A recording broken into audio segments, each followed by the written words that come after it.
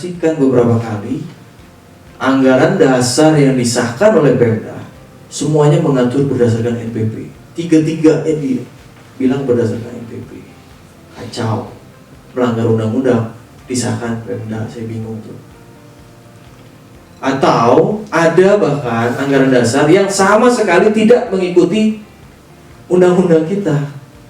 Kita bahasnya NPP, dia malah ikutnya per unit gitu. Lalu kalau kita punya lebih dari 3, dihitungnya cuma 2. Udah gitu. Kita punya 7, 8, 10, lebih dari 3, dihitungnya 2 suara. Jadi menarik ini memang negara kita ini. Kita punya payung hukum, sudah turun ke PP, sudah turun ke Kemenpera, tapi dalam prakteknya ini tidak dijalankan dan disahkan oleh pejabat. Ada peraturan baru terakhir, saya lupa, peraturan gubernur mungkin ya, mewajibkan ketua P3SRS menjadi ketua RT, otomatis gitu. Lalu ya begitu, karena satu P3SRS tapi tetap harus ada RT gitu, dia jadi ketua RT.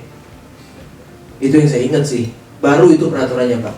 Nah dulu ada yang lama-lama, kalau apartemen yang lama dia udah bagi-bagi si RT RW di dalam ya. Tapi sebenarnya kan nggak jalan, RT RW itu nggak jalan karena sudah ada ketua P3SRS. Nah sekarang ditetapkan ketua P3SRS otomatis ketua RT.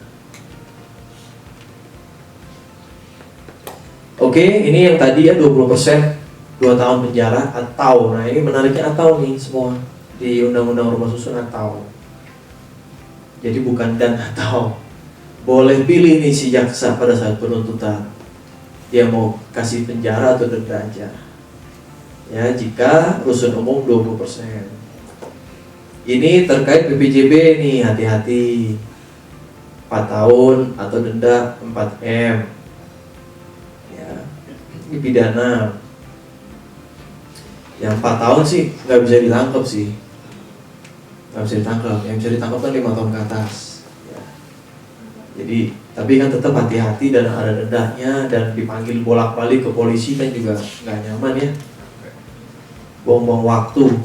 Nah lalu ini mengubah fungsi, mengalihfungsikan prasarana-sarana itu juga nggak boleh pidana itu, 1 tahun atau paling banyak 50 juta. Mengubah peruntukan lokasi ya oke, sama pidana. Nah ini yang kemarin saya bahas.